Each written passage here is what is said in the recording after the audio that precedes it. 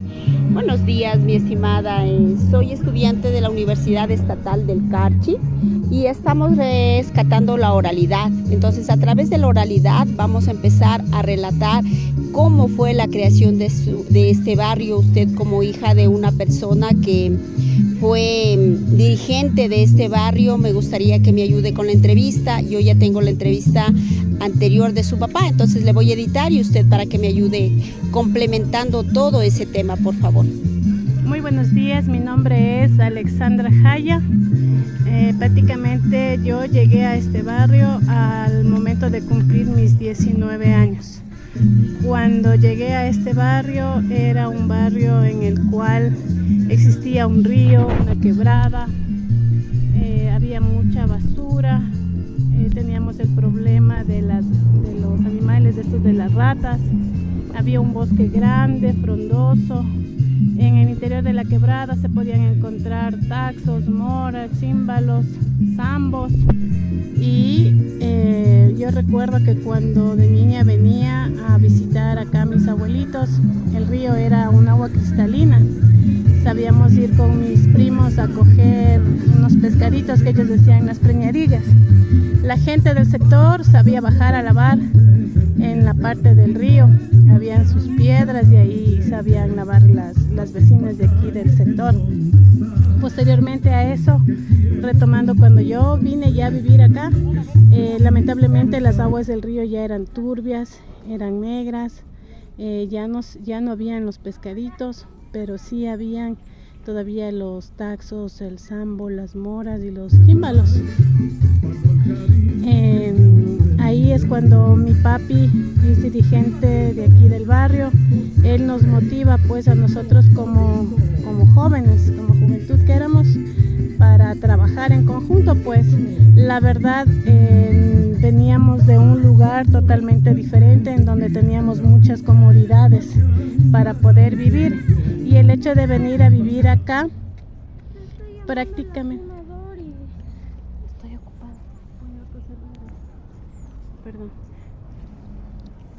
prácticamente vivíamos en otro lugar en donde teníamos muchas comodidades, como cuando el barrio no tenía luz, había una cisterna.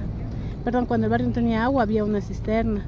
Cuando no había luz, había un de luz y teníamos luz, agua. Entonces, cuando vine a vivir acá fue realmente impactante para mí, pues las calles eran empedradas, puro lodo, y lo que más miedo y terror me daba eran estos animales de las ratas. Así que ya estando en la universidad, en primer año logré contactarme o ser parte de una ONG alemana, en la cual expuse el problema y logramos que ellos vengan acá para que ellos traten el problema. Con ayuda de los vecinos de aquí de la comunidad se realizó la limpieza de la desratización. Esto porque en ese entonces había una plaga en la cual la gente estaba muriendo por rabia. Y justamente se puso veneno y las personas de aquí al principio intentaban, el hobby de los chicos era salir a cazar estos animales, quemarles, golpearles, ahogarles, pero eso no era suficiente. Una vez que nos ayudó esta ONG, asimismo se logró, ellos mismos nos ayudaron limpiando, sacando los animales muertos.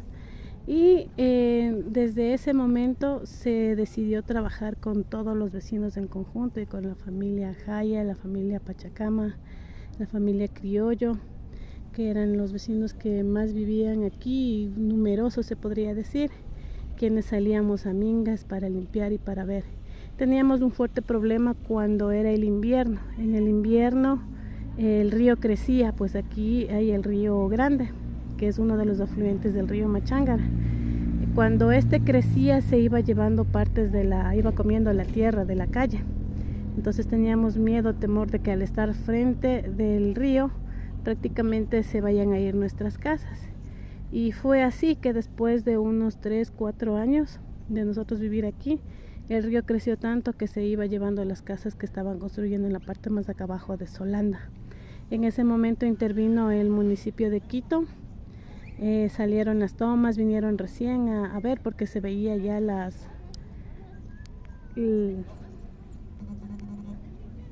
se veían ya los cimientos de las casas donde había construido el Banco Nacional de la Vivienda, porque esto es construido por el Banco Nacional de la Vivienda, la otra parte de Solanda, de la isla Solanda y Solanda. Justamente vino también en la presidencia de Sixto Durán Ballén, él vino a visitar el barrio, él ayudó también para que este barrio pueda tener luz, porque no había luz, para que igualmente el transporte, no contábamos con transporte, tan solamente había acá afuera la calle Alfredo Escudero, que era la principal antes de la José Antonio de Sucre y la avenida Mariscal. Por esta Alfredo Escudero pasaban los carros, buses y todos con dirección para las demás provincias como La Tacunga, Santo Domingo, que eran las vías principales por donde se iban. Justamente aquí tenemos una imagen de un niño, una imagen de un Jesús de Nazaret, al cual todos los choferes pues le tenían mucha fe y le iban poniendo ahí su limón y pidiendo que les acompañe en el viaje. Más arriba, en la parte de Chillogallo, recuerdo había un tope en donde decía hasta aquí era el sur de Quito, que más o menos está en la altura de Fundeporte. Ahí donde están los otros árboles, ahí era la parte del como quien dice, el final del sur de Quito, era hasta ahí. Entonces, cuando vino el general Paco Moncayo, en la administración de él estaba de candidato, no era todavía el alcalde.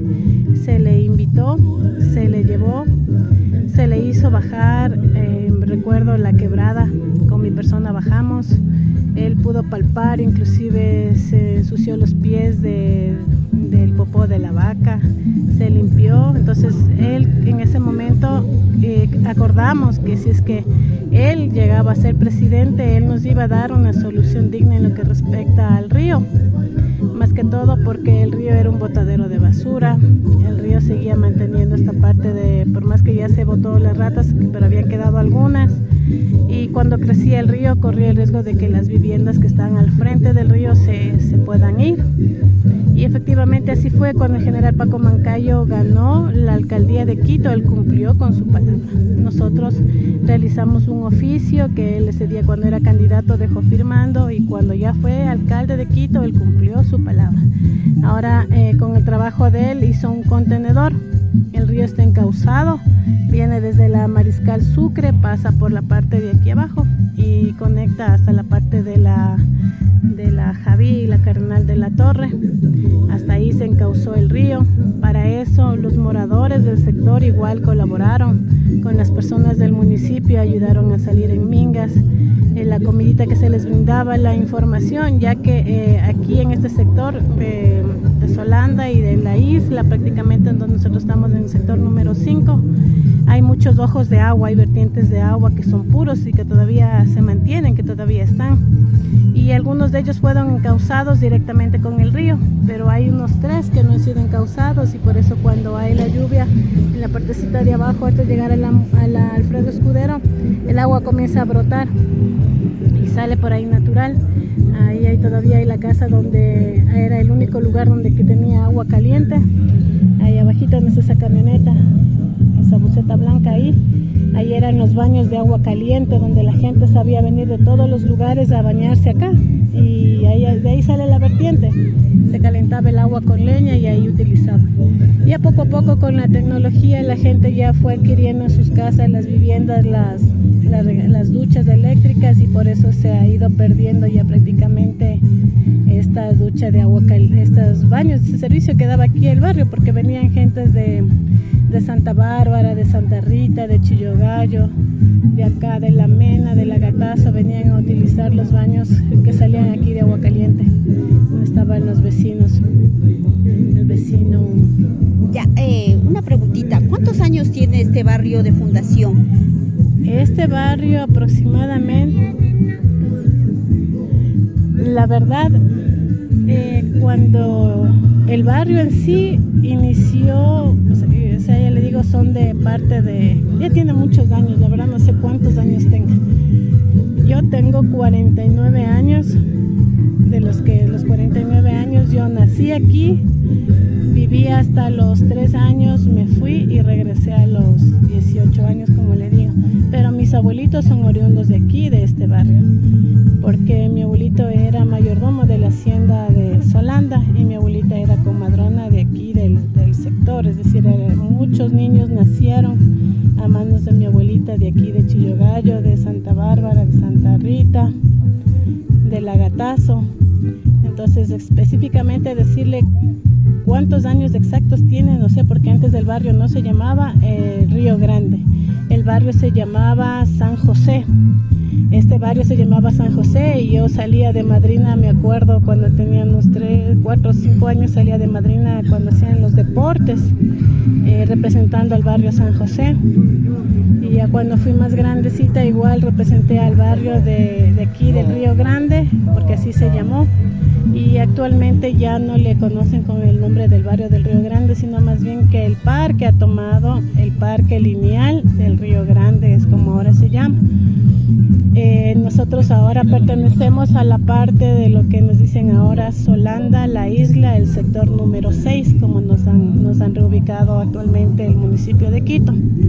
¿Me puede ayudar con los datos de su papá? ¿Cuántos años tiene? Igual los datos de su abuelita, de sus abuelitos, no sé si me puede dar los nombres de ellos. Ellos son prácticamente los que fundaron este barrio, ¿no? Sí, prácticamente aquí el nombre de mi abuelito José María Jaya Coraquilla y mi abuelita Dominga Toctahuano Caiza. Es una de las familias. Mi papi se llama Segundo Gustavo Jaya Toctahuano y tiene 3 hermanos varones y 2 hermanas mujeres que viven aquí. Las otras familias también que formaron parte o que fueron trabajadores de la hacienda Solanda fue también mi tía María Esther Jaya, quien todavía vive, pero ahorita está, por su estado de salud, está un poquito delicada, está postrada.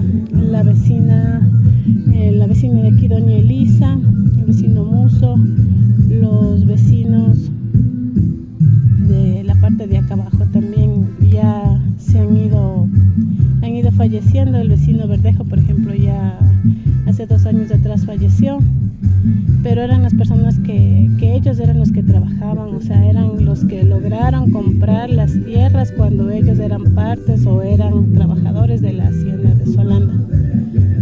Esas son las 7 familias que me decía que heredaron las casitas. Sí, que los guasipungos, como les decía, les daban en forma de pago el guasipungo. Es decir, como usted sabe, antes teníamos un sistema económico territorial completamente diferente. Entonces mis abuelos y yo, juntamente con otras 6 familias, eran trabajadores. Y la forma de pago de ellos fue darles un pedazo de tierra en este sector de acá, un guasipungo. Ellos seguían trabajando y la forma de pago era darles la tierra acá. Ya, ¿y quiénes eran los dueños? ¿Sabe usted los nombres de los dueños de estos? Los dueños de esta tierra en sí, de la hacienda de Solanda, marca que era la marquesa de Solanda, María Gusturrutia y el señor Alfredo Escudero. Supuestamente ellos eran los dueños de toda la hacienda Solanda que marcaba este sector, o sea, todo Solanda, lo que ahora nosotros conocemos. Por eso es lo que ellos, como le digo, dieron a sus trabajadores como forma de pago, y mientras ellos seguían trabajando, ellos seguían contribuyendo para el desarrollo de acá. Entonces, inclusive a uno de estos señores hicieron un contrato, un convenio, y le mandaron a Chillogallo, a uno del segundo mayordomo al mando, no me acuerdo el nombre del señor, y él tiene todavía arriba la hacienda en Chillogallo, porque entre haciendas era la hacienda Solanda, la hacienda Chillogallo, que va por allá arriba la Ciudadela Ibarra, la Ecuatoriana, el Girón, toda esa parte de ahí tiene otro hacendado, eran así como amigos, ¿no?, de haciendas, que se visitaban entre haciendas y haciendas. Entonces, eso le puedo contar de la parte en la que por ejemplo, yo recuerdo a mi abuelito, un hombre montado en un caballo con unos aciales, con ponchos, amarros, y yo sí conocí la hacienda Solanda. Yo ingresaba cuando era niña para ver, mi abuelita me llevaba y yo conocía dentro de la hacienda la laguna que había ahí de patos, donde íbamos a coger los cocos. La novedad era ir a coger los cocos, ir a ver abuelita trabajó durante bastantes años ahí, hasta que así mismo ya por la edad salió y ya vino a trabajar acá, como le digo, como nodriza o como comadrona, que en ese entonces le conocían, ¿no? Pero yo tengo un bonito recuerdo de lo que es así Solanda antes de que se comience a poblar las cosas. Vendieron las tierras posteriormente al Banco Ecuatoriano de la Vivienda con León Febres Condero, con este programa PAN, Techo y Empleo. Ahí comenzaron a vender los terrenos y vinieron a poblar la parte esta de Solanda, porque esta parte hasta la Bunqui, me acuerdo que era todo potrero. En Santa Rita habían así unas 3, 4, 5 casas, y aquí en Solanda las casas de, como usted puede ver, todavía está aquí la casa colonial de la familia de doña Olaya, más atrásito la casa de mi abuelita, que todavía la conservamos como patrimonio de aquí del sector, sin cambiarle nada todavía. Y bueno, pues era así, como le digo, puro potrero, árboles, sequias, porque ahí en las sequias me acuerdo que la gente sabía ir a coger los berros para darnos de comer, y yo no sabía qué era eso. A veces nos equivocábamos entre muchachos, íbamos a coger los berros y cogíamos algo que no era. Pero así fue, ¿no? Y poco a poco, como le digo, se fue poblando con este programa Plan Techo y Empleo, que fue al principio por Febres Cordero. Después ya fue asumido por el Banco Ecuatoriano de la Vivienda y ya llegaron personas de otros lugares. Y aquí también nosotros hemos tratado generalmente las personas que viven en este sector de la isla, en el Río Grande o la San José que se llamaba, son hijos de los señores oriundos. Ahí va el señor, es uno de los señores también que ha fundado esta parte de aquí. Entonces son los hijos que han hecho sus casitas aquí y que todavía se mantienen algunos pocos viviendo. Eso es lo que le puedo comentar de aquí. Muchas gracias, yo le agradezco mucho por la entrevista. Lo que me gustaría es que me diga ahora cómo le ve al barrio, cómo siente que es actualmente. Actualmente el barrio lo hemos mantenido como un barrio activo, como un barrio que siempre debe estar actualizado y estar al pendiente de la gente de la tercera edad, de los niños y de los jóvenes. Si bien es cierto, muchos de los niños de ahora ya somos jóvenes, padres de familia, pero mantenemos ese espíritu y esa tradición de seguir manteniendo las tradiciones de nuestro barrio y de seguir trabajando entre vecinos, entre las personas que vivimos aquí. Si bien es cierto, el barrio también ya no es solamente para las personas del sector, al contrario, es un barrio que integra a muchas personas que vienen a visitar a diferentes lugares, muchas personas que vienen, hacen deporte aquí, que vienen de otros lugares. Y justamente esa parte es la que a veces nosotros decimos a las personas que vienen y visitan que nos ayuden a cuidar el barrio, que no dejen basura. Sí les llamamos la atención bastante, así cuando salen con sus perritos, caminan y dejan ahí, no limpian. Esa parte es fundamental en la que nosotros trabajamos, aunque las personas se molestan. Tenemos también, lamentablemente no hemos tenido un lugar en donde el municipio de Quito nos haya proporcionado una casa barrial donde hayamos podido tener algún tipo de actividades, y seguimos manteniendo esto como antes lo hacíamos. Mi papi siempre ha prestado la casa de mi abuelita para ir sesionar, y entre los vecinos sesionamos ahí, o a veces hacemos reuniones a través de Zoom desde la comodidad de nuestras casas para poder organizarnos en diferentes cosas que están. También hemos pedido al municipio de Quito nos ayuden con el sistema de alumbrado público, porque en este sector lamentablemente por las noches la delincuencia sí ha venido, porque se han venido y se han robado de los postes, han sacado, han roto, han cortado los cables para poder robar. Pero nosotros como vecinos hemos puesto en una forma particular para tener las alarmas individuales, en donde nosotros tenemos un chat comunitario, y si pasa alguien o alguien necesita ayuda, activamos, llamamos a la policía, viene la policía, o salimos nosotros también a tratar de ayudar o socorrer a las personas que están aquí. A pesar de que antes había mayor recorrido por parte de las patrullas, teníamos el servicio de Santa Rita que se daba la vuelta acá. Ya no tenemos, administración lamentablemente de lo que es acá de Solanda no abarca o no llega hasta acá. Son muchos barrios y pocas unidades. Y ante eso nosotros hemos seguido mandando, como usted puede ver, siempre pedimos el mantenimiento del parque, como es recortar la hierba, recoger la hierba. Muchas veces siempre teníamos que estar esperando 3, 4, 5 meses y cuando no lo hacíamos, pues nosotros mismos hemos salido y hemos cortado las hierbas. Recientemente en esta administración ha estado, desde que está el señor Guarderas, él sí ha estado cumpliendo con la limpieza del parque dentro de los 3 meses. Cada 3 meses vienen a limpiar ahora el parque ya. Entonces en esa parte ya no es como antes, que no nos daban oídos, que nos dejaban ahí. Estimada Alexandra, yo le agradezco muchísimo a usted al ser una persona que heredó esa lucha que tiene, ¿no? Yo veo que ahora usted es también una persona que unifica a las familias, que ayuda, que se reúnen. Le agradezco muchísimo. Es muy importante a través de la oralidad rescatar cómo se crearon los barrios, cómo fueron las cosas, porque solamente toman en cuenta lo que está escrito, pero no se sabe realmente cómo es. Entonces, al ser su papá una persona que estuvo aquí, que fue uno de los herederos de su abuelita, entonces yo le agradezco muchísimamente por la entrevista y bueno, un gusto conocerle. Gracias. Yo le agradezco muchísimo, ¿no? Muy amable. Ya ahorita sí ya no la molesto. Gracias. Ya, hasta luego.